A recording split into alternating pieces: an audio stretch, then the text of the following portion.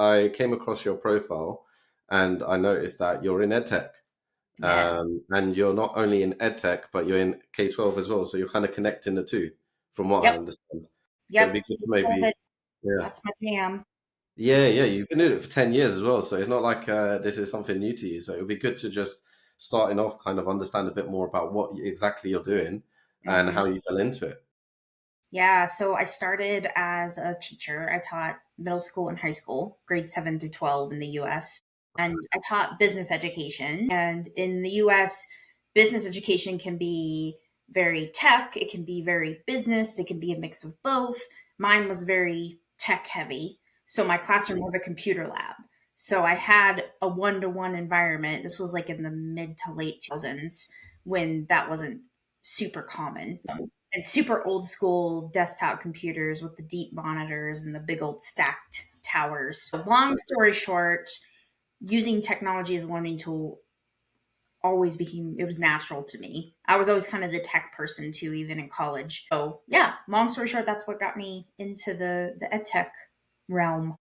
Yeah, if you're talking about the like mid or the early 2000s, I remember very well when I was in school from secondary from 2000 to 2006, and you have a computing class, but I can only imagine. I mean, I've got my niece who's a lot like, younger than me, and I see that they're embracing technology a lot more than we did, and you've been the transformation.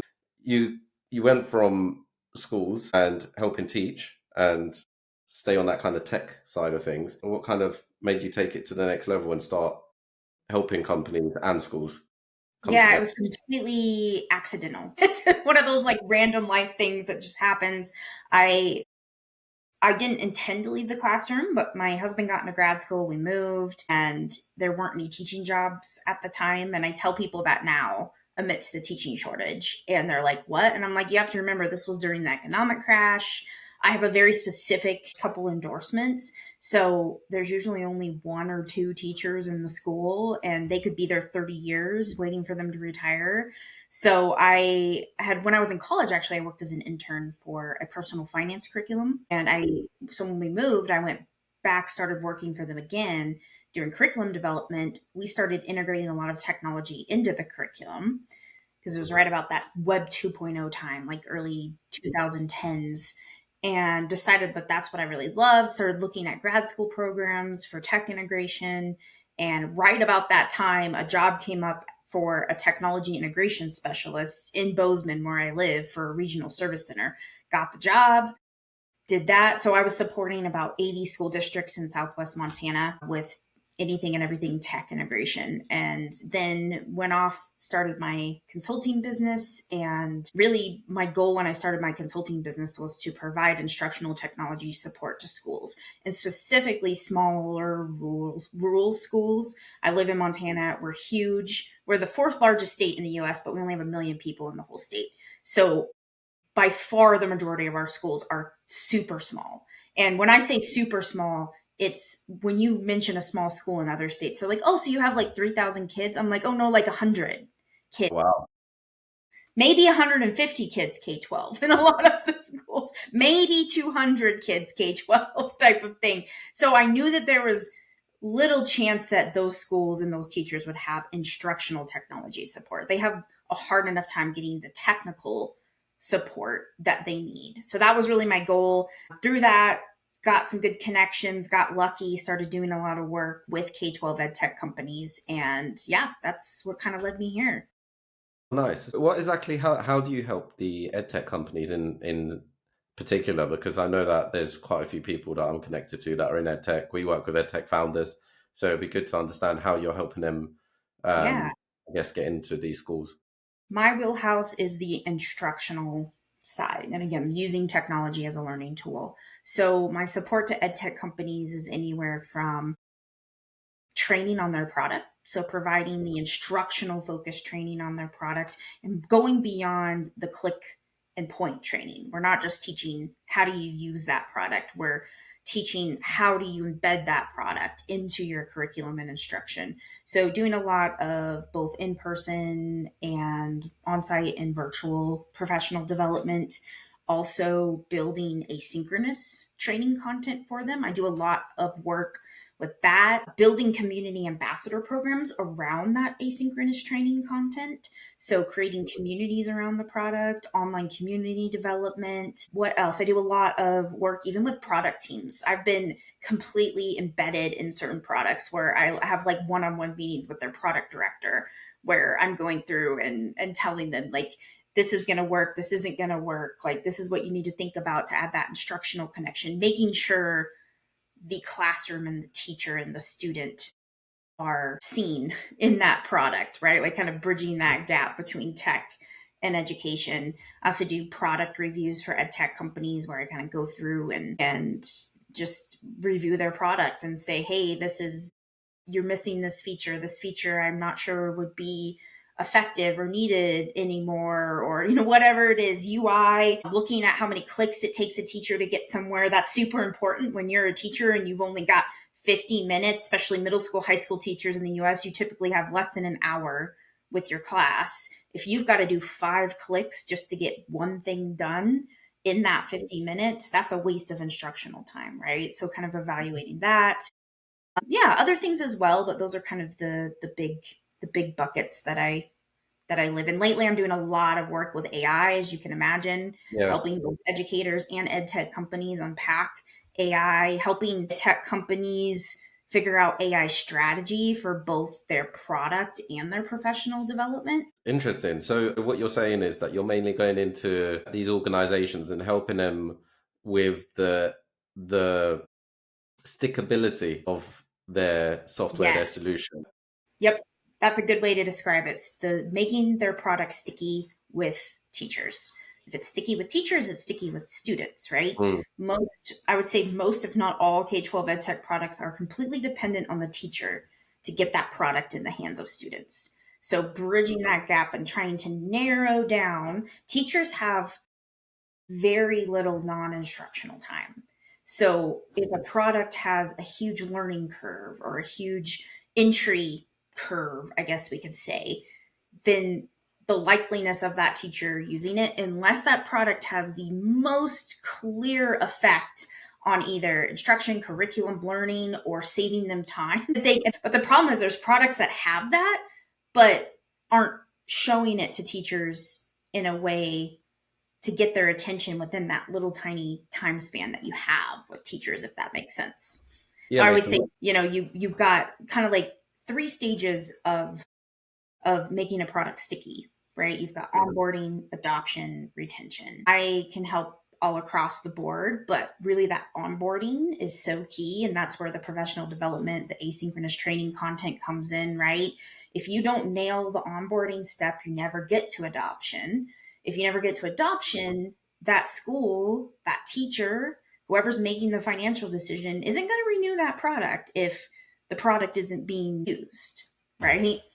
So it's Mhm. kind of like looping around the life cycle of the product to make sure that the teacher finds value in it. If the teacher finds value, they're going to use it. The usage reports, when it gets to the district admin level, are going to show that that product is getting used, and it's not, that product's not going to get put up against the budget chopping block. Yeah.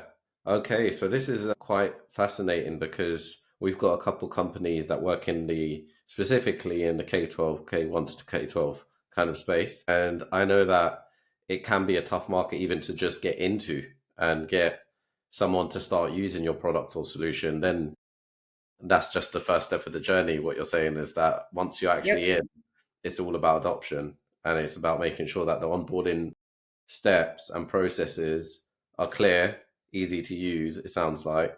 And that's what helps them to get adoption. That's what helps the senior board look at it and see this as a product that they need to continue investing in because it's reaping the dividends, let's say. exactly. Yep, 100%.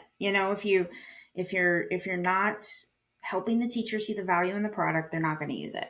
They have very little instructional time. They have even less non-instructional time. So they have to find the value in that product. And that's that key onboarding step, is showing them the value. If they don't see the value, they're not going to dig into it farther to get to the point, the adoption point where they're using that product effectively. Yeah. No, I've had clients who said like, look, we make the sales, but then it just doesn't get adopted by the teachers, by some of the products is for the parents to use as well. And because of that, it's like, yeah, it's a great win. There's some investment and they make, you know, a good success of it in the front end. But then naturally, if it's not being utilized, it's not going to be used. So are there any examples or before and after scenarios that you can help me understand how you have helped like improve the onboarding experience? Maybe some things Yeah. that, people that are outside of it would just generally miss. Yeah. Well, it really depends on the product. It really depends on the customer. But in general, professional development is absolutely key. If you are not, no matter how simple, easy, no matter how much you see the value in your product and you think it's simple and easy, you have to provide that training to the teacher level to get them to see that value and how simple and easy it is. That seems so simple, but is lacking in the majority of products I see for K 12 tech. They just totally skip over the professional development. I tell every ed tech company I work with, your professional development needs to be wrapped into the cost of your product. It needs to be all inclusive, right? Because if you make it optional, a lot of schools are going to make it optional, right? They're not going to pay that extra for the professional development. Fortunately, I've seen it happen time and time and time again. Actually, I have a company I'm working with right now where they are literally having to go back and basically train all the customers that didn't buy professional development at the company's cost because their usage was so low in the schools that didn't buy the professional development and didn't get trained, right? So they're seeing that huge effect on everything because of it. So I would say that's number one. You've got to have that training aspect. Number two, it's all about relationships and community. I mentioned I do a lot with like community ambassador programs and building online communities.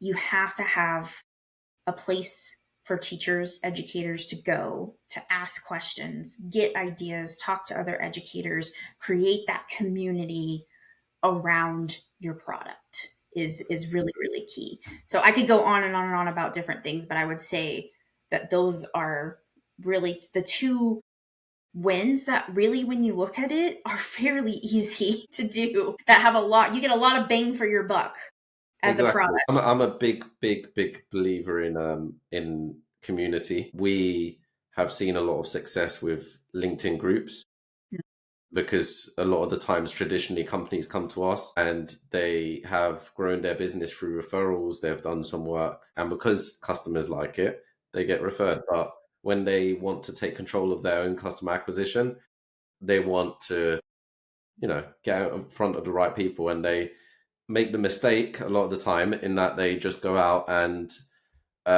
blast everyone with a message about how great their product is without taking that first step of getting people engaged. And one of the best ways to engage people is through community. What are some of the how do you go about that community? Is there a certain platform you use? Is there a certain way you start getting people to engage in the group? Yeah. Well, oh, sorry. Go ahead. Yeah, yeah, go for it. I was just gonna say, try to. That's always the first question. Is okay. Well, we want to build when we talk about an online community specifically. We want to build on what tool do we use, and I try to get them to back up and define your goals and your purpose of the community first. That's then going to drive whatever tool you're going to use. Fortunately, there is no that I'm like, yes, absolutely, this works for every single product, every single company. This is going to meet your needs. We go round and round with Facebook groups, have a ton of pros and cons. The pro is that people are already there.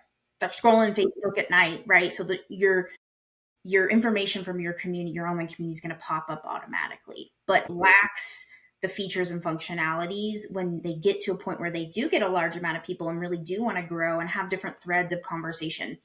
That's where Facebook groups end. That's where we go and look at more like a Mighty Networks is a pretty popular one. A few different companies I work for use Mighty Networks that has like a much more full functional community in it. Yeah, so that's along the lines of specifically having an online community. That's kind of where I try to drive them. Then you've kind of got the other bucket of like that, what I'm talking about, like the ambassador program. The two go hand in hand, right? Your community needs to drive your ambassador program. Your ambassador program needs to drive your community. You have to have some asynchronous online training content to build your ambassador community. So that's usually kind of step one. And again, backing up, setting really clear outcomes and goals of what they want out of that ambassador community that then drives the building of that online training content. Help me understand when you talk about ambassador community, what do you exactly mean by that? Yeah, well, you would recognize it for a lot of companies have like certified educators or champion trainers, or they might call them ambassadors or certified ambassadors. Usually there's some sort of, you hit some sort of level as you work through what we call like learning pathways. You can go as far as you want, you can keep going. There's different levels. You usually get a badge if you reach a certain point. I'm a big fan of open badging. If you follow me on social networks, where it's not just a picture, it's not just an image file, it's a badge that has metadata attached to it that shows what did that person do to earn that badge, how many hours did they put in, what did they accomplish. You can even like link to portfolios and different creations they made as part of that process. That's what I mean by a community ambassador program. So it's usually people working through online, and it can look a bazillion different ways, but this is just a typical example. People working through online training content, hitting different badges.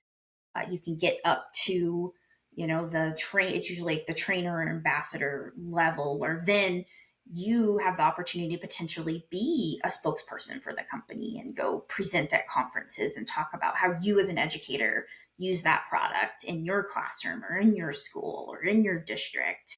And then also, again, I told you that ambassador program needs to drive the online community.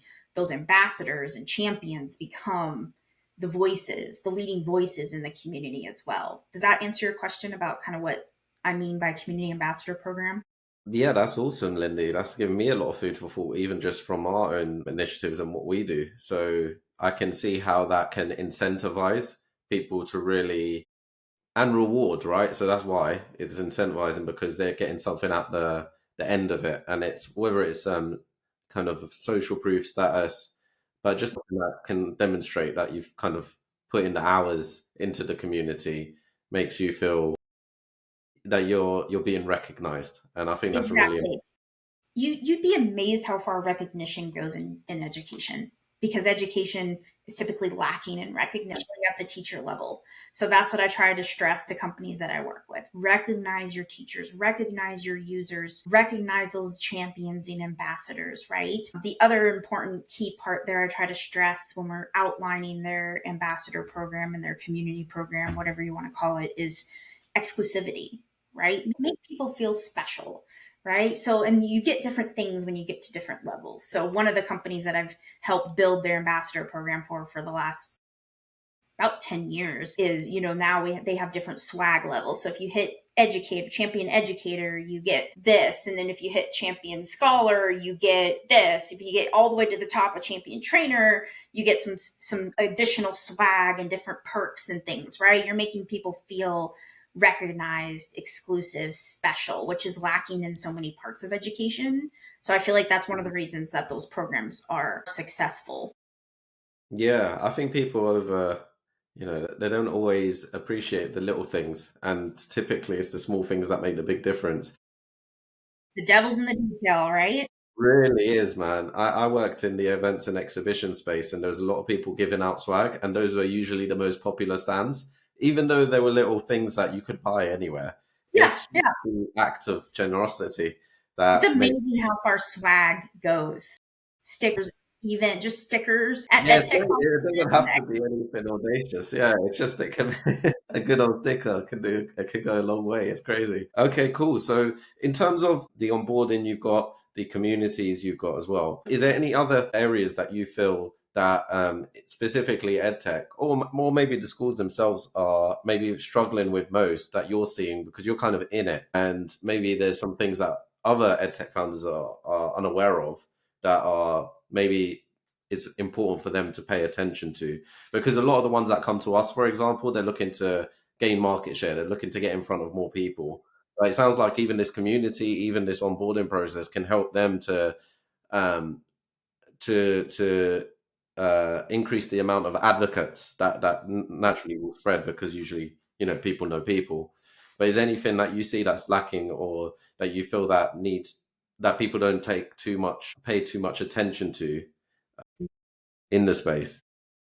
Well, I would say if you're a K-12 ed tech company, you need to have educators on your staff, number one, or bring in people like me to help, third parties to help bring in that educator perspective. If you look at your entire product team and there's no education background there, nobody has classroom teaching experience, no one's worked in a school before, that's a problem. Then you need to get them some third party help, or you need to hire someone, if possible, that has classroom experience to bring in that perspective. I would say that's number one. Number two, you need to understand that, like most things in life, education, especially, I would say, I come from a US perspective. I do work internationally too. Most of my work is in the US, quite a bit in Canada too.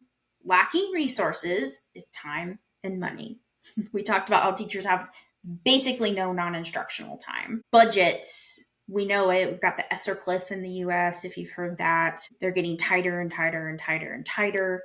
But at the same time, we've got technology like AI that's becoming more prolific and more expensive at the same time. So it's a struggle.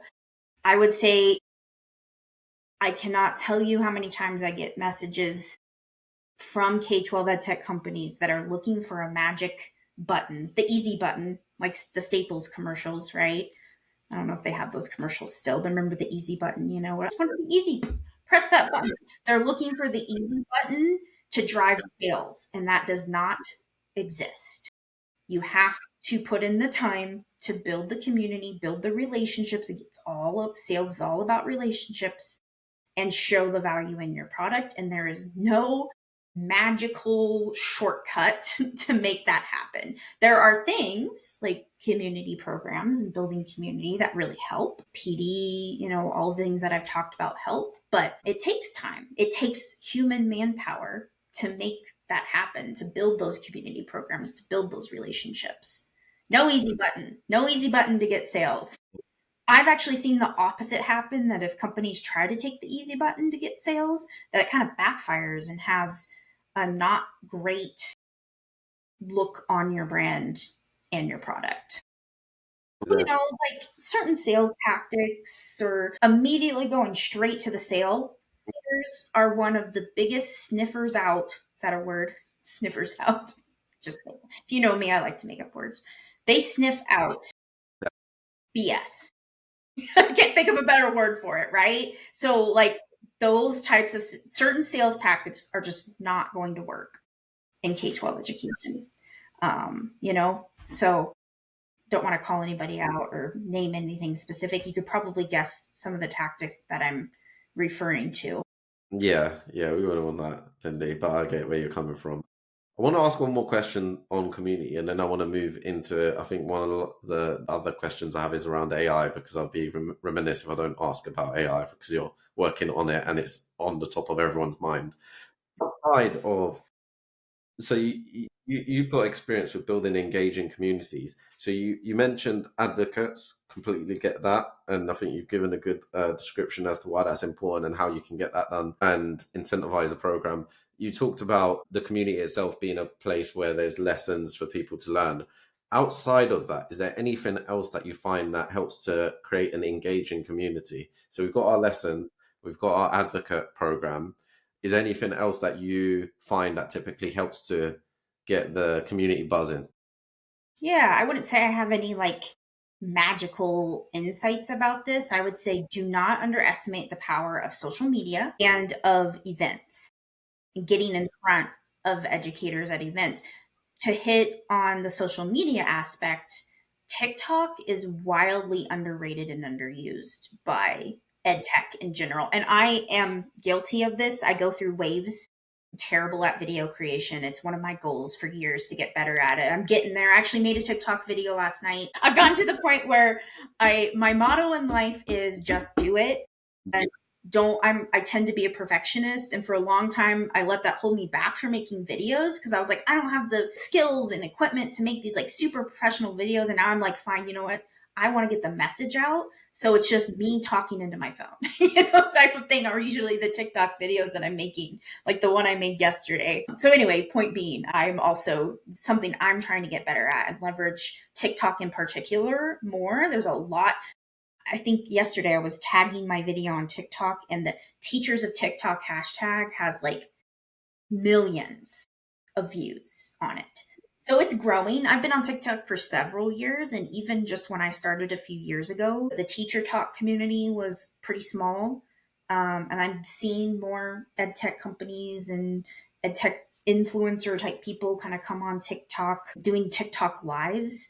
If you haven't been on TikTok recently, I don't know, the TikTok live thing has just exploded. And like things that you would never imagine that people would be like, you're going to watch this? Like, just to give you an example, for some reason, the algorithm, I'm an animal lover. So maybe this is why the algorithm brought me to this woman who has a pig named Homer who lives inside. It's an inside pig. And it's not a small, like pot-bellied pig. It's like it's not a huge, huge pig, but it's a pretty darn big pig named Homer. So just go on TikTok and search Homer the pig. I'm sure you'll find it.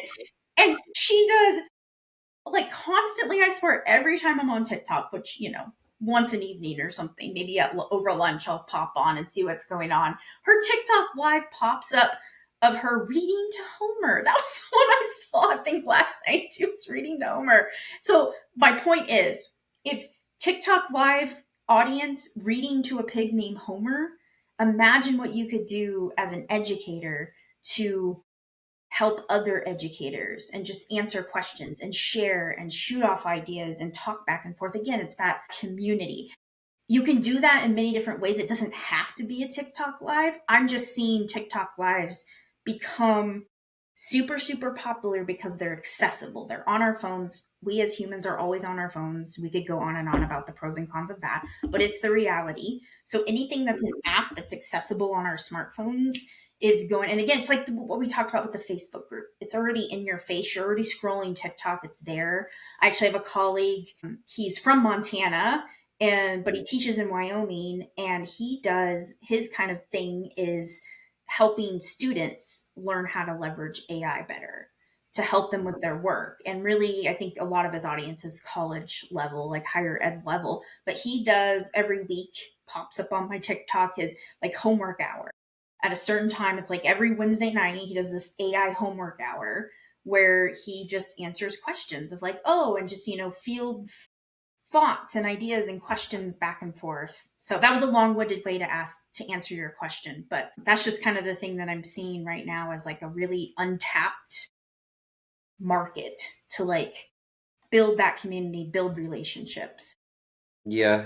I've been experimenting with TikTok as well over the last couple of years, and you get a significant amount of reach from it. And it's really interesting the stuff that goes on live. For me, what I was fascinated by was there's people in the UK especially, and they're just doing wholesale toilet paper.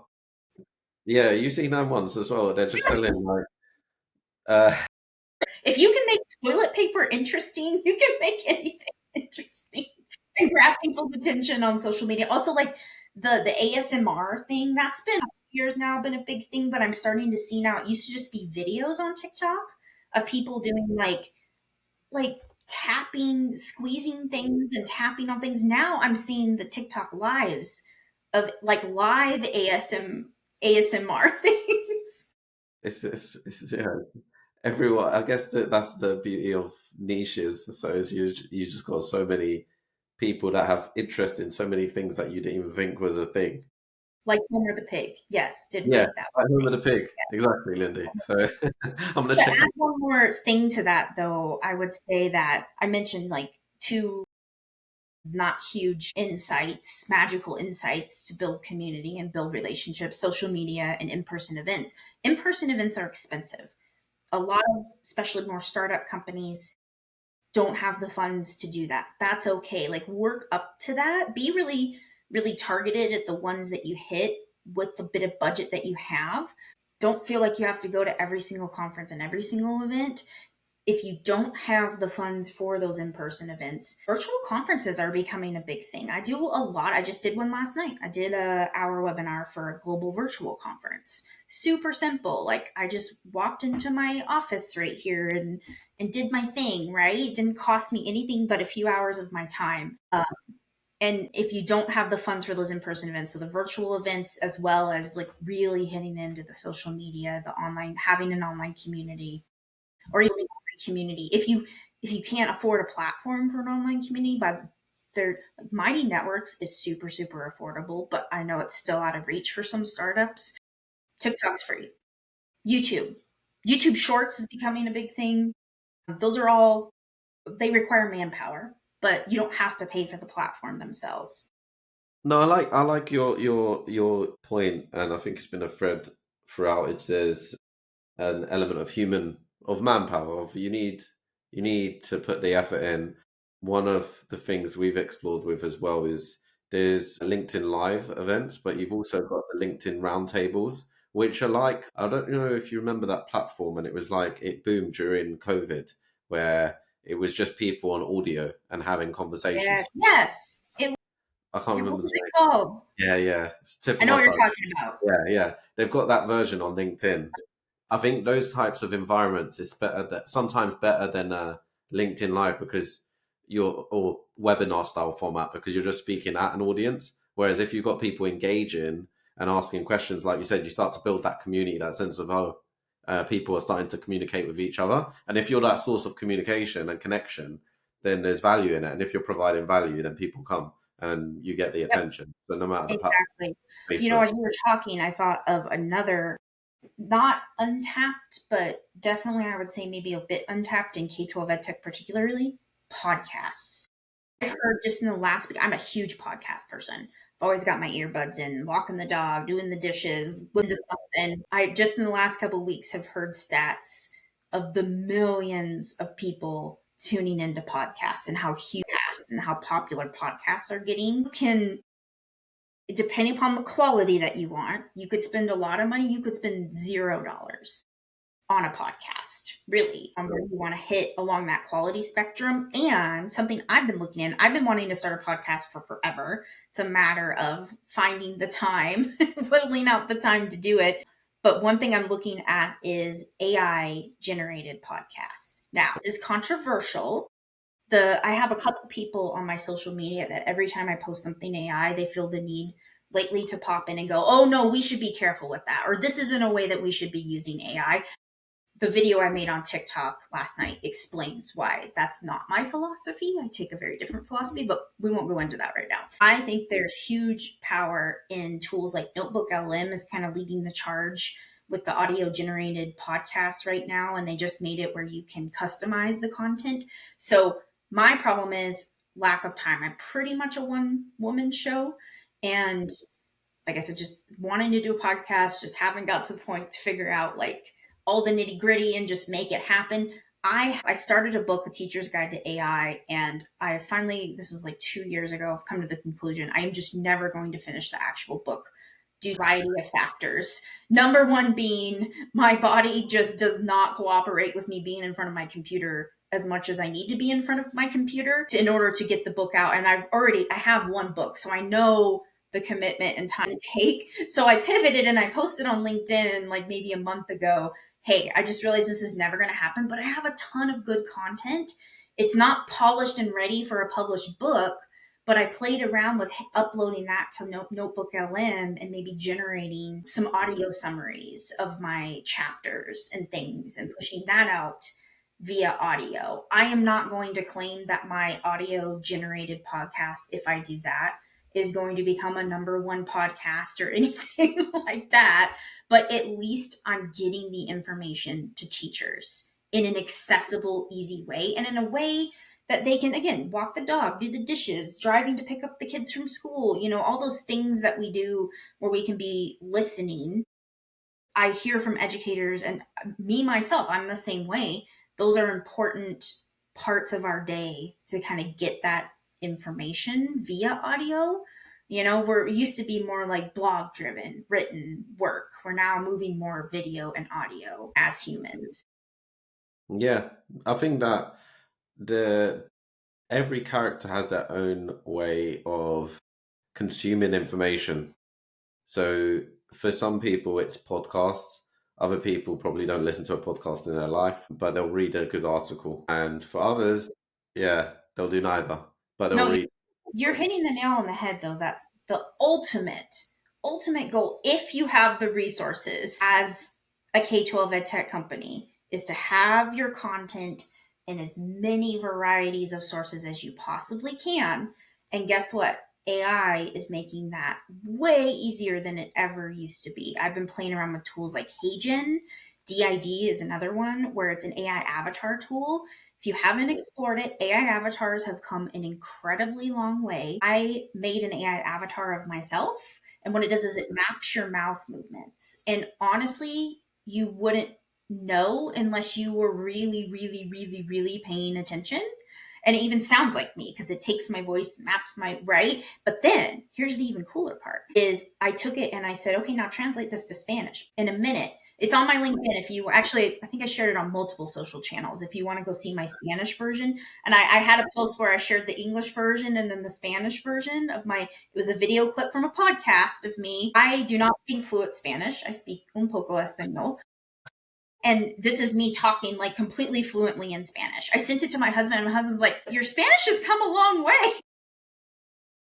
There you go. Because it's that realistic, honestly. So that's where AI is taking us. It's leading us to the point, and that's where I'm really trying in my work as well to model and lead how we can now take one piece of content and have it written form, but not only written form, written and then easily translated to other languages or different reading levels, and then put that into an audio form, put it into a video form using an AI avatar, and letting people choose the way that they want to consume information that best works for them.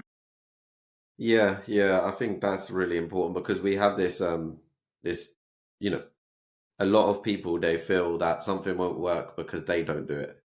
And that's not natural. That's not necessarily the way. It's kind of like a fallacy. It's kind of that's what your mind will tell you.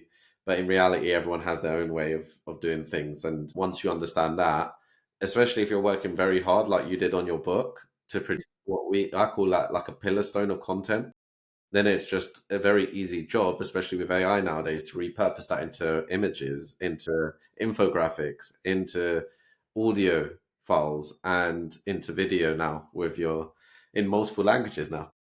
Yep. Repurpose. That's been a key to marketing for a long time. It took me a long time to learn that as someone marketing my own services because my background isn't in marketing, but that's been a key. Like repurposing content has been kind of the key of marketing for years. But the key difference now is, like you said, the AI piece. That's not only making it easier to repurpose content, but making it easier to repurpose customized content, like in different languages. Yeah, yeah. I mean, I was doing some crazy stuff where, you want to get in front of, for some of my companies or clients I work with, they want to go out to enterprise clients. And one of the cool ideas I had, and maybe this can be done in the school sector as well, I don't know as much about how they operate, is that you've got the end of year reports that I would guess, most people are not reading the long end of year reports that the company releases company wide. Maybe the C level execs, but yeah, as you go down. And I uploaded it into the Google LLM as a podcast. And I thought that, and you can write, summarize this report specifically for people in marketing, specifically for people in sales or operations or whatever. And then you can actually provide, again, a summary for them to share with their team of a podcast that speaks for 10 minutes on their year end.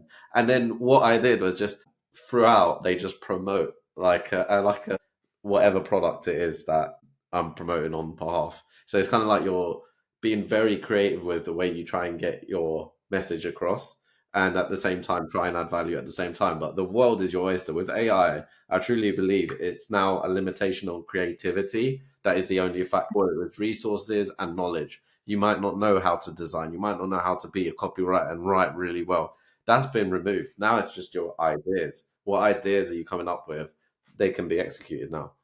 I think that would be a great way to kind of end this on, which is just you mentioned a few. Like I can tell your because I mess with AI quite a bit, and you've named some companies that I know that from it you've gone down the rabbit hole of AI a bit.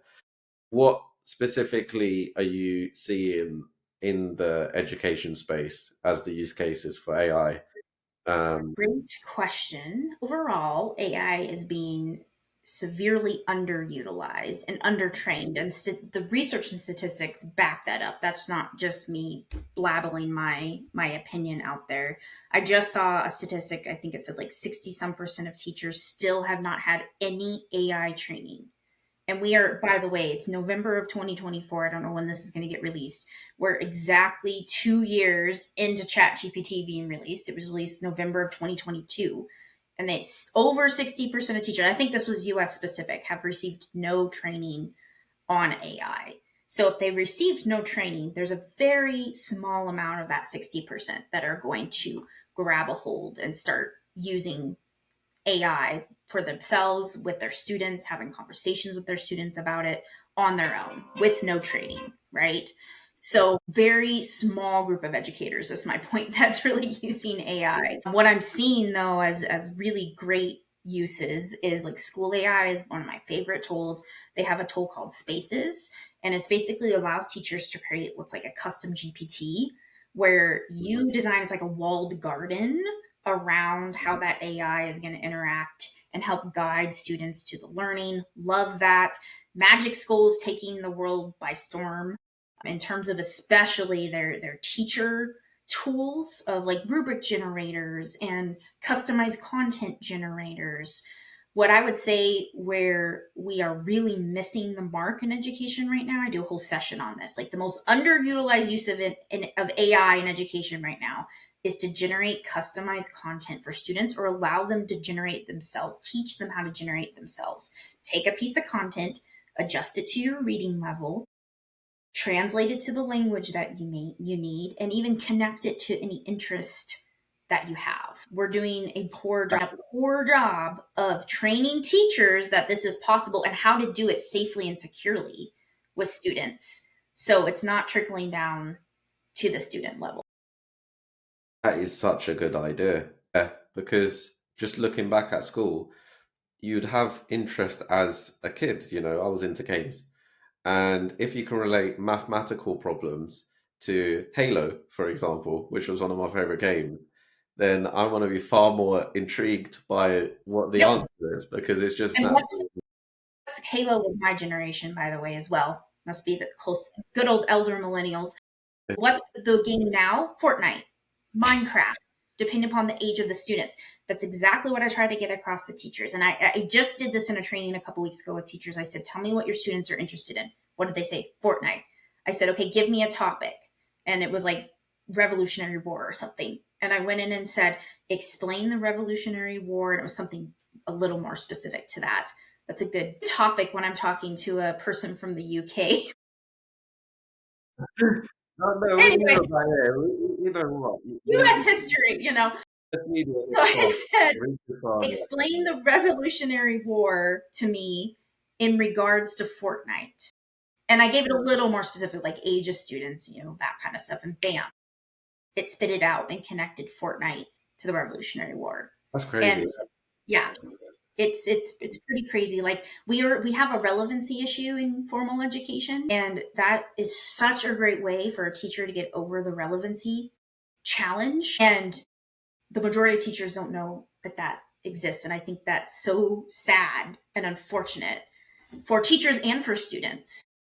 I think those statistics you mentioned are probably worldwide for every single type of company, industry, organization, person. And I think if you went into what is it called, Pareto's principle, 80/20, I think out of that 60%, only 20% are really invested in it. The rest have seen it, have come across it, haven't really started utilizing it in their day to day. I know that just from my own circle of friends, for example. I know that they're not utilizing ChatGPT the way that I know it can be used. And for example, the advanced voice chat feature, you can just start chatting to it like a person. It's insane. And I think another mention was not just the relevancy, but also if there's different reading levels or different capabilities, you're able to kind of simplify the information so that it's easier to digest across the board, depending on where you are in whatever topic it is. Sometimes you're strong in history, sometimes you're weak in maths. So you can actually instantly make it relevant and make it easy to grasp for the majority of the individuals in the. 100%. And that's the biggest reason why I'm pro AI, I'm pro tech with understanding the bads and the cons. I talked about this on my TikTok video last night. But overall, we can't ignore it, we can't ban it, we can't block it. But one of the big reasons why we can't do that and we shouldn't do that is the stories I've heard from people that don't learn in typical ways. My husband is one of them. He's dyslexic, and I've taught him how to use AI to say, like, explain this in a simpler way. Even doing things like explain this to me like a middle schooler. I've worked with people and we've gotten all the way down to like explain it to me like a preschooler before, and then the light bulb comes off type of thing. But if you don't know how to do that and that it exists and you don't have access to it, you can't do that. I've heard from so many people that are neurodivergent that have said AI makes me more confident. It makes me feel like I'm more of a professional. I've heard from students saying it makes content easier for me to digest, like what you were just saying. Yeah, yeah. Even when you're stronger in a topic, it's a good sounding board. A lot of the time, for example, teachers are not always available, right? You've got so many students, you've got so many things you have to do, you've got only so much time in the day. You've got a 24/7 assistant that pretty much knows everything. So even for myself, on topics I understand, sometimes it's good to kind of go back and forth with it just to improve or just kind of explore ideas with. So now that they grasp the what is it, the Revolutionary War, and it's explained to them in Fortnite language, they can then go back and forth with it and just explore it in more detail so that they've got. Exactly. And it's customized. They can ask the AI questions, specific questions that are specific to where they're at in their learning journey, right? Where we Yeah, can't do that a lot of the times in the way that typical classrooms are set up. The teacher only has the ability to answer so many questions. yeah. Well, thank you for that, Lindy. I think that was an amazing way to end on because I'm sure that there'll be a few people out there that will listen to that, and that will be eye opening for them because I do believe you're onto something there. So, yeah, I appreciate the time, Lindy. Thanks for information. I learned a lot from it, even just in terms of what you were saying about communities. This is something that we lead with, but the way that you're using it on the other side, not just for sales, but actually for the onboarding and the customer experience, is really insightful. And I think a lot of companies can learn from that and benefit. Good, good, good. And actually, on that note, I tell companies your community development person on staff, or if you're hiring that out, part of that budget needs to come from sales and marketing Hmm, because it is important it's key to sales and marketing. It's also driving usage for your current customers. So there's kind of like it's pronged. It's marketing that leads to sales that leads to customer success. And online community relationship development hits all three of those buckets. 100%. Couldn't agree more. Fantastic, Lindy. Thank Great. you. All right. Awesome. Great to meet you. I better go. I've got to hop over to another meeting. Yeah, I will send this all through Glad to it you, worked Lindy. out.